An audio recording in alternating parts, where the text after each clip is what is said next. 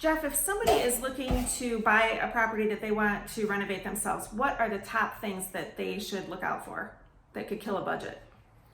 I'd say probably bowing walls in the basement, which is a structural foundation issue. Stay away from aluminum siding, because a lot of times somebody will come and steal that and then you have to re-side your whole house.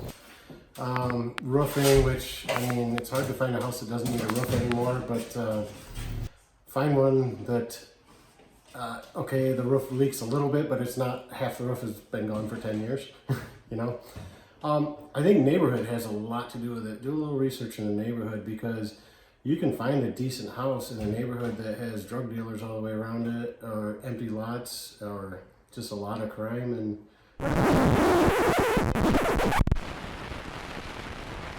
What about walls? Yeah, rotted walls. That's a, I mean, big one. Rotted walls. The Thank you. yeah, okay, that's it. Oh, sorry.